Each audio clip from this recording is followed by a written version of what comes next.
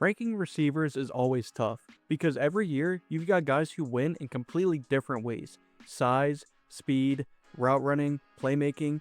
But this 2026 class is loaded with variety. You've got elite separators, gadget weapons, big bodied X receivers, and some of the most polished route runners we've seen in a minute. So today, I'm breaking down my top 10 wide receivers in the 2026 NFL Draft with full scouting reports, strengths, weaknesses, and what they project to be at the next level. So without further ado, let's get into it. Coming in at number 10, I have Zachariah Branch. Branch might be the most electric player in the entire class, but does his size limit him to just a gadget role in the NFL? When you turn on the tape, the speed is the first thing that smacks you right in the face. He ran a 4.35 40-yard dash, which puts him in the 93rd percentile for receivers, and honestly, it looks even faster on film. His ability to go from a standstill to top speed is just different. It's borderline unfair how quickly he can hit another gear, but where he really separates himself is with the ball in his hands. About 80% of his production in college came after the catch, and it makes sense when you watch him. He's got a natural feel for space, he can burn defenders' angles, slip through creases in the defense, and turn short touches into big plays. That's also why he's such a dangerous punt returner. He's just dynamic in the open field. Now as a route runner, he's better than you might expect. He does a good job at creating leverage early and snapping off his routes to generate separation. And when the ball comes his way, his hands are reliable.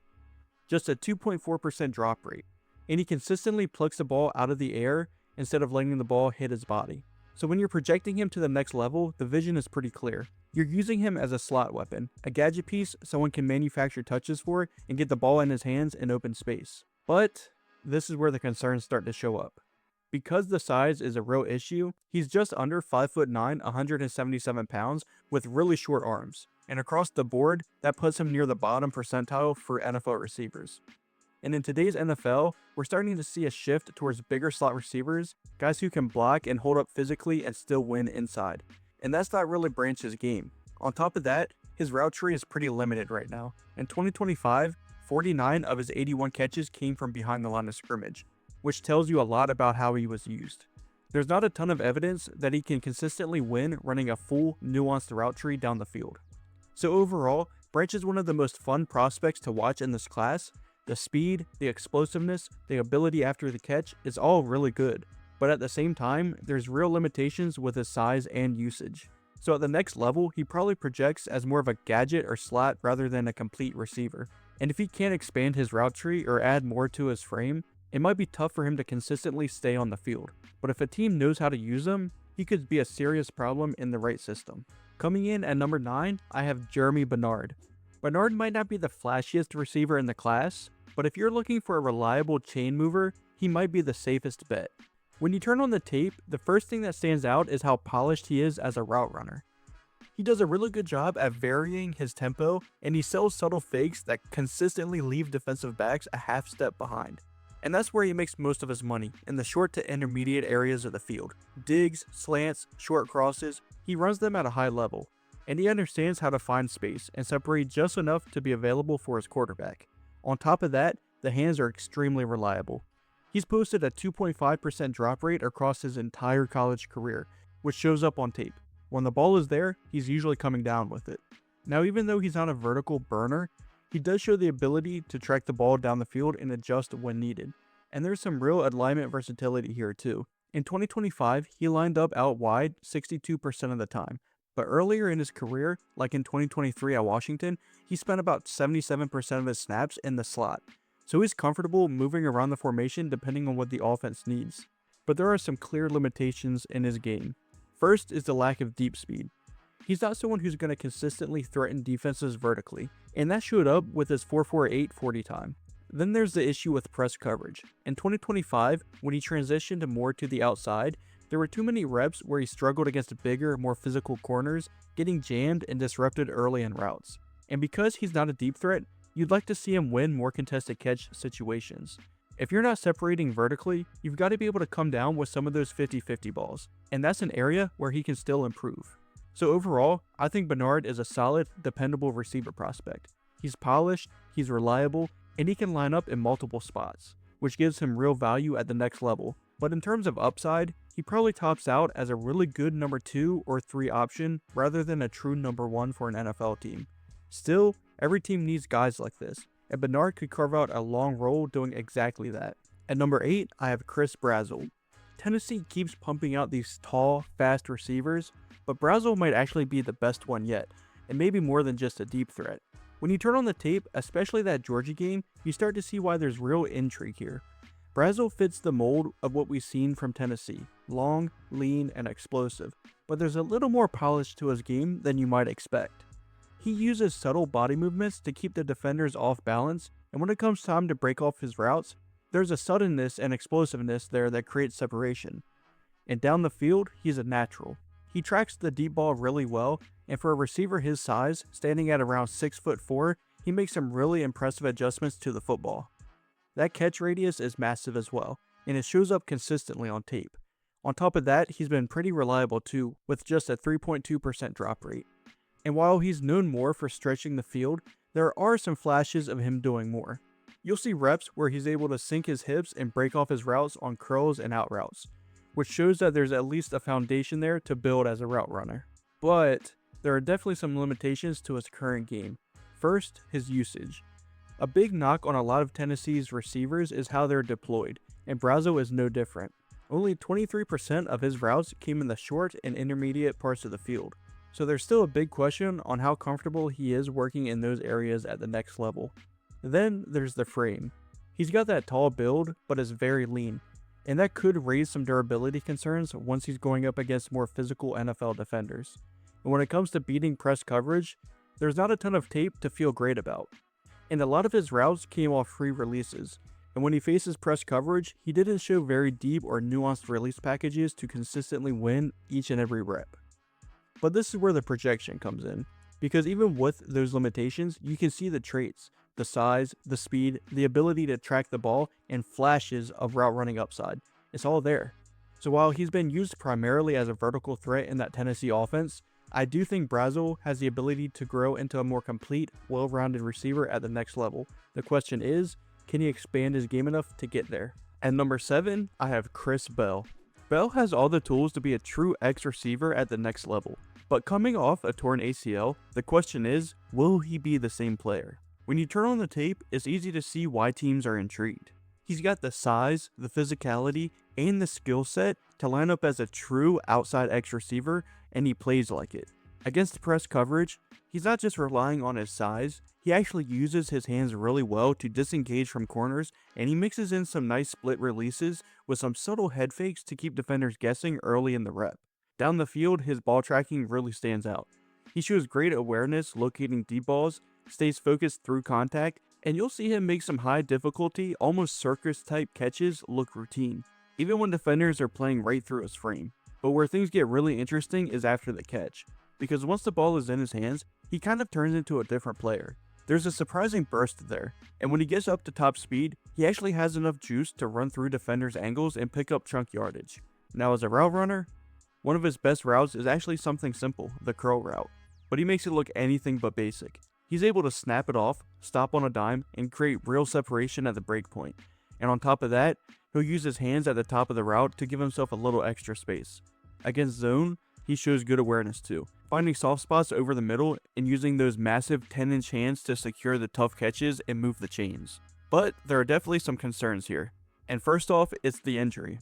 He's coming off a torn ACL from November, and because of that, he wasn't able to participate at the combine or at any of the pro days. So there is still some uncertainty on whether or not he's going to look like the same player he was before the injury. But from a play standpoint, he also has some limitations as a lateral athlete. You'll see moments where he struggles to really sink his hips and break cleanly on inside routes, which can affect his ability to separate consistently in those areas. And even with his hand size, I'd like to see him become more of a natural hands catcher.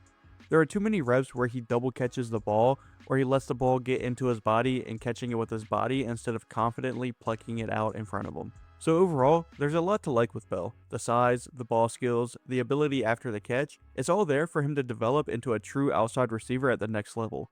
But it really comes down to two things: how he looks coming back from the ACL injury, and whether he can clean up some of the more finer details in his game.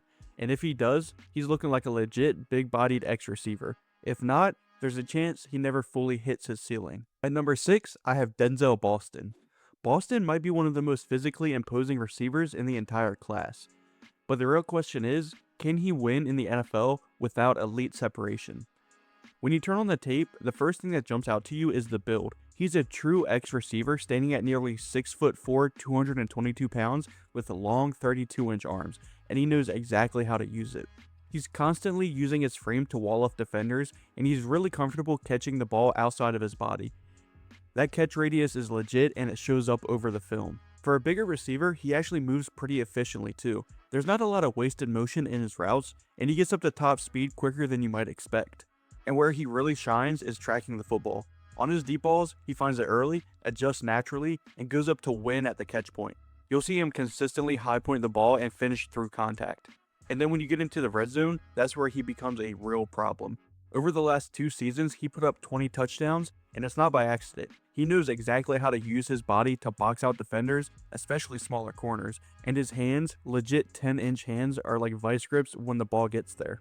And then after the catch, he's not going to be overly dynamic or make a bunch of guys miss, but he does run with some edge and he'll lower his shoulder to fight for some extra yards. Now this is where things get interesting, because while his size and ball skills are very good, there are some limitations in his game right now. He's not the most nuanced route runner and doesn't consistently create separation, especially off the line of scrimmage. His release package is pretty limited, and it shows up when he's facing more physical corners. He's not a guy that's just going to run by defenders. At this stage, he wins more with size and strength rather than burst or suddenness. And that's where the concerns come in, because in the NFL, outside corners are bigger, stronger, and way more athletic. So if you're relying mostly on size to win, that margin gets a lot tighter in the NFL. And there are a few receivers that can succeed at the next level playing that style, but it's rare. So for Boston, the path is pretty clear. If he can continue to develop as a route runner and expand his release package, the upside is definitely there. But if not, he's going to have to be one of those outlier receivers to truly hit that next level. At number 5, I have Omar Cooper Jr. Cooper has some of the best ball skills and run after the catch ability in this class, but there are some real questions on how complete his game actually is. When you turn on the tape, the ball skills jump out immediately.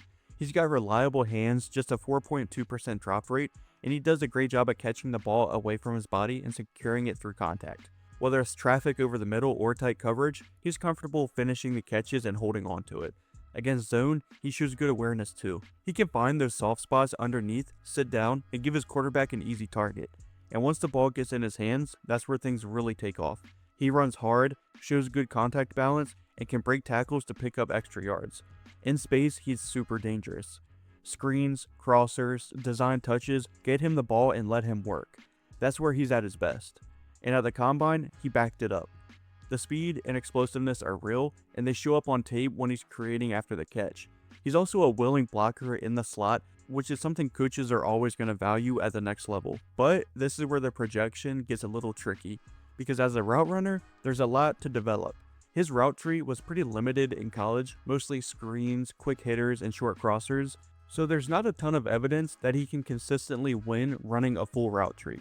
And when he's facing press or tight man coverage, he tends to rely on his athleticism rather than his actual technique to get open. There's also a limited sample size as him being a true number 1 option. He only played about 8 games in that role, so teams are still figuring out what it looks like for him to be the primary target over a full season. And then you factor in the off-the-field concerns. There have been some questions on the availability and effort, even drawing public criticism from his coaching staff, which is something NFL teams definitely are going to dig into. And on top of that, we didn't get agility testing numbers at the combine, so there's still a little bit of a question mark when it comes to his short area quickness. So overall, Cooper is a really intriguing prospect. The ball skills, the physicality after the catch, the explosiveness, is all there on tape to be a productive receiver at the next level. But right now, he's still more of a project than a finished product. And if he can expand his route tree, clean up his technique, and answer some of those off-the-field questions, there's real upside here.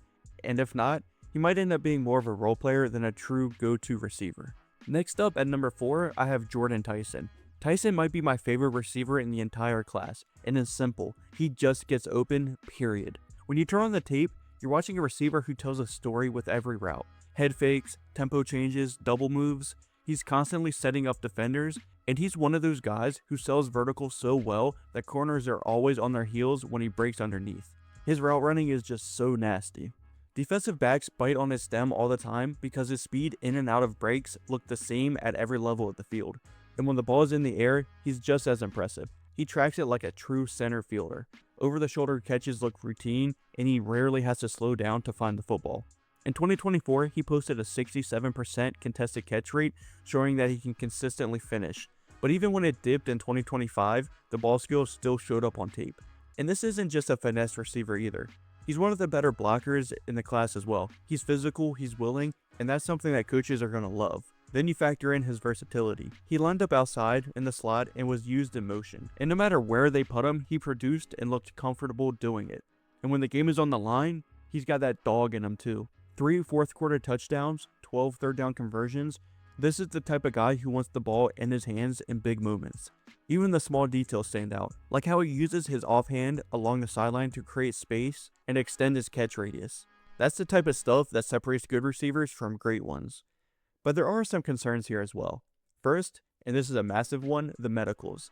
A knee injury in 2022, a collarbone injury in 2024, and now he has a lingering hamstring injury going into the pre-draft process. He skipped both the Combine and Arizona State's Pro Day, so teams are putting a lot of weight on that April 17th private workout.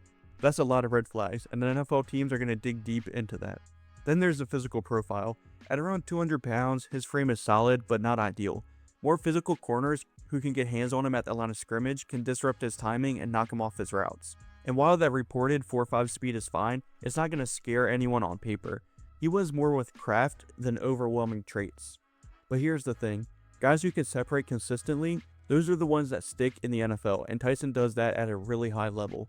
He thrives in the intermediate game, understands how to find space, and his basketball background shows up when he's working through contact and finishing catches. Add in the positional flexibility, the blocking, and the competitiveness, and you're looking at a complete receiver.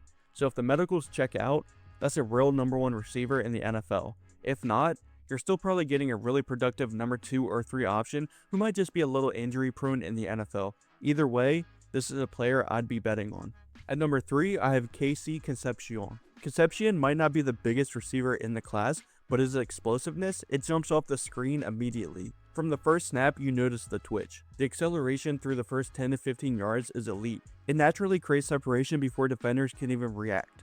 And what makes him even tougher to guard is how he moves at the top of his routes. He sinks his hips effortlessly and explodes out of his breaks, and he doesn't need to gear down to do so, which makes him a nightmare in tight spaces. At the catch point, he's better than you expect for his size. He converted 10 of his 15 contested catches in 2025, showing strong hands and body control when attacking the football. But where he really becomes dangerous is after the catch. Over half of his production in 2025 came with the ball in his hands. He's got vision, wiggle, and the ability to make defenders miss in tight spaces. Give him a crease and he's gone. And he's also got enough deep speed to punish defenses vertically. If he gets a clean release, he can stack defenders and turn it into a big play down the field. And against zone, he's very instinctive. He finds soft spots naturally, opens up quickly to the quarterback, and makes himself an easy target in rhythm-based offenses. And there's a physical edge to his game too. Even at his size, he's willing to fight through contact, whether it's against press or finishing runs instead of stepping out of bounds. Plus, you add in the return ability, 2 punt return touchdowns in 2025, and now you're talking about a guy who can impact the game in multiple ways. But there are still some concerns here. First is the size. He's more compact, which limits his catch radius and makes it easier for bigger corners to reroute him at the line of scrimmage. And then there's the drops. 19 drops on 186 career catches. That's something you can't ignore, especially when working over the middle of the field in traffic. As a route runner, he's explosive, but not always detailed. There's not a ton of variation in his tempo or setup. A lot of times, he's just relying on athleticism instead of manipulating defenders. You'll also see some inconsistencies tracking tougher throws. Balls with different velocity and trajectory can give him some trouble at times. And as a blocker, there's still work to do. The effort is there, but the technique and consistency just aren't where you need to be at. But here's the thing, not every receiver needs to be a true number 1. Concepcion wins with quickness, separation, and playmaking ability, not size or physical dominance. He's a guy who can threaten every inch of the field underneath, consistently get open, and can turn short catches into big chunky gains. In the right offense, one that uses motion, quick passes, and manufactured touches, he can be a serious weapon. Add in the return value and he's got multiple ways to contribute early. So no, he's probably not your prototypical alpha X receiver, but what he is a playmaker. And in today's NFL, that still holds a ton of value. And then coming in at number 2, I have Carnell Tate. Tate might not be the fastest receiver in this class, but he might be one of the most polished, and one of the safest bets to produce right away. When you turn on the tape, the first thing that stands out is how he wins at the catch point. He high points the football like he owns the air. Corners can be in perfect position and it still just doesn't matter. He times his leap, extends those long arms, and he just takes the ball away. And that's the theme with his game, control. As a route runner, he's really crafty. He sells vertical routes with his eyes and tempo, then snaps off comebacks and leaves defensive backs grabbing nothing but air. He understands how to manipulate defenders. Tracking the ball downfield is effortless for him. Over either shoulder, full speed, he adjusts without losing a step and consistently positions his body between defenders and the football. And the hands, they're as natural as it gets. He's plucking the ball away from his frame with strong hands, only 3 drops all year. And against zone coverage, he's already operating at a pro level. He finds soft spots, sits down when he needs to, drifts when the play breaks down. He just understands spacing. And one thing I love, he's elite at coming back to underthrown balls. He doesn't let defensive backs undercut him. He attacks back to the quarterback and completely takes away interception chances. He's also not afraid of contact. He'll go over the middle, take a hit, and still move the chains. And when he gets a runaway, he can still hurt you. 5 touchdowns of 40 plus yards in 2025 shows there's enough vertical juice when he builds up speed. But there are some limitations to his game that you have to factor in. First is that long speed. That 4.53 at the combine confirmed it. He's just not a burner who's going to consistently run by NFL corners. And then there's press coverage. Long, physical corners can get hands on him early and can disrupt his timing, and at around 192 pounds, adding some strength will be important. And then as a route runner, he's polished but not perfect. There are times where he telegraphs his breaks, especially on comebacks, by raising his pad level, and NFL corners are going to pick up on that pretty quickly.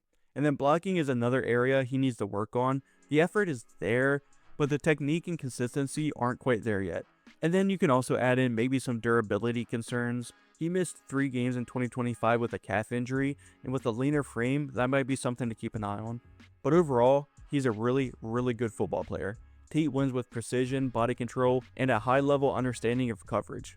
He's not going to wow you with elite traits, but he doesn't need to. His game lives on the intermediate areas on third downs, and in those tight windows where trust matters most. And in the right system, something timing based, West Coast style, he can step in and produce right away. He has a high floor. The big question is whether he ever becomes a true number 1 option, which I think he can, but even if he doesn't, you're still looking at a reliable, productive receiver who can play a long time in the NFL. And then at number 1, I have Mekai Lemon. Lemon might not have the size or elite speed, but when it comes to getting open and making plays, he's one of the most reliable receivers in this class. When you turn on the tape, you're watching a technician, someone who understands leverage at the line of scrimmage better than some NFL veterans. You'll see him work corners out of position before he even makes a break on his route, and that's advanced stuff. In the hands, they're elite as well. 3 drops on 175 targets over 2 seasons, that's the kind of reliability quarterbacks fall in love with. In traffic, tight windows, it doesn't matter, he's coming down with it. Even in contested situations, he plays bigger than his size. At around 5'11", you wouldn't expect it, but he went 10 for 15 on contested catches as a junior, consistently attacking the ball at his highest point and winning against bigger defenders. And then as a route runner, he's just so smooth. Once he gets going, he's snapping off breaks without losing any speed, and he's stacking corners who bite on his stems. And then against zone, he's on another level. He finds soft spots like he's reading the defense himself, showing up exactly where his quarterback needs him to be. And along the sideline, automatic, 2 feet in every time. The footwork is clean, controlled, and never sloppy. Ball tracking is another separator too. He adjusts mid-route, times his hands perfectly, and makes tough, deep catches look easy. And even without the ball in his hands, he brings value. He blocks with intent, not just effort. He'll stay engaged longer than most slot receivers and actually competes in that area. But there are some limitations to factor in. First off is the burst. His first step is solid, but not elite. He builds up speed rather than exploding instantly, which can show up against corners who can mirror him really well. Then there's his size. At 5'11", the catch radius is naturally smaller, which means tighter throwing windows for quarterbacks compared to bigger outside receivers. And then also press coverage is going to be a challenge for him too in the NFL, Long physical corners at the next level are going to test him in ways he didn't see in college. And then after the catch, he's competitive, but not overly dynamic. You're not going to get a ton of explosive yak plays in the NFL where he's breaking multiple tackles and taking short passes 80-90 yards. And then another slight nitpick is at times he can rush his double moves. I would like to see him use a little more patience to fully set up the first stem before breaking. But overall, this is a plug-and-play receiver. Lemon wins with intelligence, technique, and consistency. He's a natural fit in the quick game, time-based offenses, where his feel for coverage and ability to get open will shine immediately. And even if he's not a true vertical threat, he can still contribute downfield with the ball tracking and body control, which means his floor is super high. He may not be your big alpha true X receiver in the NFL, but he's the type of player who can completely change an NFL offense. But that's my top 10 receivers in the 2026 NFL Draft. Let me know what you think. Who's too high, who's too low, and who am I sleeping on? If you enjoyed the video, make sure you like, subscribe, and stay tuned. We've got a lot more draft content coming for the 2027 NFL Draft class. And trust me, that class might just be even better.